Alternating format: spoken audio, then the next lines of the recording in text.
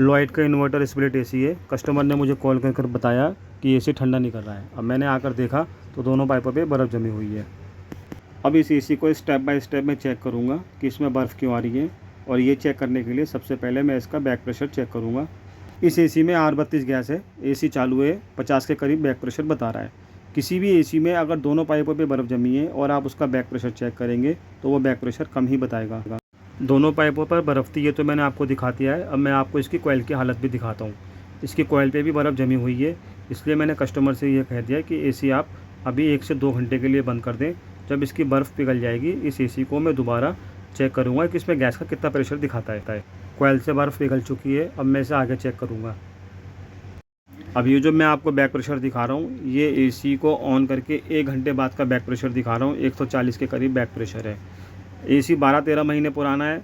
Guarantee ख़त्म होते इसमें ये प्रॉब्लम आई थी, इसलिए कंपनी वालों को कस्टमर ने नहीं बुलाया।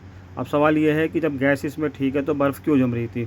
असल में कस्टमर एसी को चला तो 24 पे ही रहे थे, लेकिन प्रॉब्लम क्या थी कि इसका जो ब्लोअर है वो हल्का चोक था। अब ब्लोअर चोक होने की वजह से रूम में टेम्परेचर नहीं आ रहा था और टेम्परेचर ना आने की वजह से इसके कूलिंग कोयल पे बर्फ़ जमी।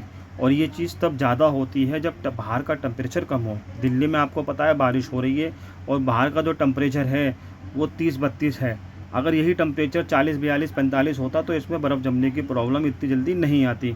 अब स्टार्टिंग में आपने देखा था कि मैंने आपको बैक प्रेशर 50 दिखाया था। वो बैक प्रेशर 50 दिखाने की जो मेन वजह थी वो ये थी क्योंकि कूलिंग कोयल पे बर्फ़ जमी हुई थी। ये ठीक वैसा ही है जैसा कंडेंसर चौक होने पर एसी का बैक प्रेशर बढ़ जाता है, लेकिन इसमें कूलिंग कोयल पर बर्फ़ जमने के बाद बैक प्रेशर कम होता है। और ये मैं आपको वो इंडोर दिखा रहा हूँ और ब्लोअर दिखा रहा हूँ जो चौक था। और अगर आप तरीके से काम करना चाहते हैं, कभी भी इस तरह के एसी में किसी तरह की जल्दबाजी ना करें, स्टेप बाय स्टेप चेक करें। एसी में गैस कोई सी भी हो, अगर कूलिंग कोयल पर बर्फ़ जमी होगी तो वो बैक प्रेशर कम ही बताएगी। अब स्टेप बाय स्टेप सारी चीज़ें चेक करके सारा काम करने के बाद इस एसी को मैंने फाइनल सेट कर दिया है। अब एसी बिल्कुल ठीक है।